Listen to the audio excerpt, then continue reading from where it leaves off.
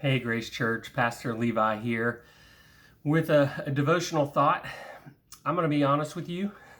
Today, it just hasn't been a great day. There hasn't been anything bad that has happened. I've just kind of hit a wall. I haven't felt motivated. Doesn't mean I haven't done anything, but I've kind of had to force myself to do a bunch of stuff. And so, hey, these last couple of weeks have been a little crazy. It seems like a bunch of stuff in my house is breaking, and I'm not super handy. I'm not great at fixing things.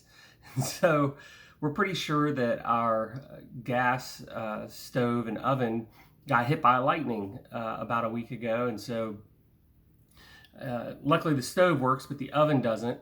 And I thought I diagnosed the problem, but I hadn't. I bought a $14 part, replaced it, nothing's working. And then our garbage disposal just stopped disposing of garbage, and I had to replace that. I had to fix a hole in our pool. It just seems like my kids were like, "Why is everything in our house breaking? Does it mean we should get a new house?" I'm like, "Yeah, it doesn't work that way."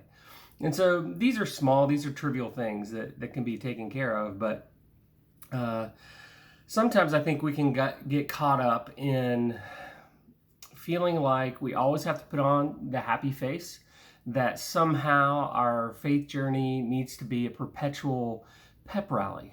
And that just isn't life, right? Like we do have a joy, we do have a peace, we do have a comfort in our relationship with Christ, but it's okay to say, like, I'm having a hard day. All of that stuff is fine. And my mind went to a couple of different places.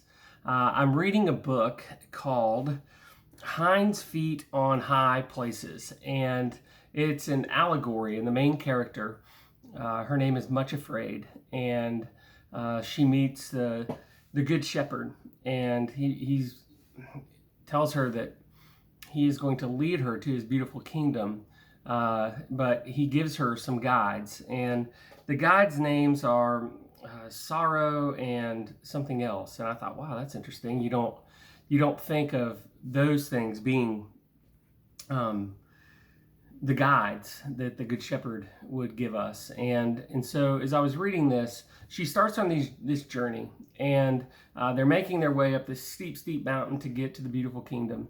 And she sees that there is this desert plain before them, and they actually have to go back down the mountain a significant way. And Much Afraid is just very, very confused by this. She said, "I thought I was going to the high places." And I'm going to read just a little bit. It says, the shepherd had come and joined the two guides, and "Shepherds," she said despairingly, "I can't understand this. The guides you gave me say that we must go down there into that desert, turning right away from the high places altogether. You don't mean that, do you? You can't contradict yourself. Tell them we are not to go there, and show us another way. Make a way for us, shepherd, as you promised." They have a little bit of a conversation, and she ends up saying this through tears. "I do love you. You know that I love you. Oh, forgive me, because I can't help my tears. I will go down with you into the wilderness, right away from the promise, if you really wish. Even if you cannot tell me why it has to be, I will go with you. For you know I do love you, and you have the right to choose for me anything that you please." A few pages later, the shepherd says, "Much afraid? All of my servants on their way to the high places have had to make this detour through the desert. It's called the furnace of Egypt, and a horror of great darkness. Here they have learned many things which otherwise which they would know nothing about. Since that time, an endless succession of my people have come this way.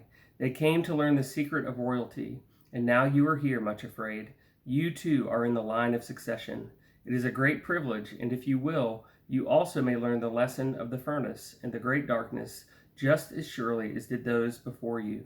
Those who come down to the furnace go on their way afterwards as royal men and women, princes and princesses of the royal line." And I thought, That's beautiful. That is beautiful. We want to avoid the darkness, the desert, and some of us are just there if we're being really honest. And so my brain went to this verse in James chapter 1, verses 2 through 4. Consider it pure joy, my brothers and sisters, whenever you face trials of many kinds, because you know that the testing of your faith produces perseverance. Let perseverance finish its work so that you may be mature and complete, not lacking anything. I encourage you, if you're in the desert, if you feel like you're in a place of darkness, lean into the person of Jesus, lean into the character and the goodness of God, and trust that there is light on the other side of the darkness, that there is an oasis on the other side of the desert. And know that you are not alone if you're struggling, if everything seems like a trial, if temptations are coming your way, you are not alone. All right? I'm right there with you in this case.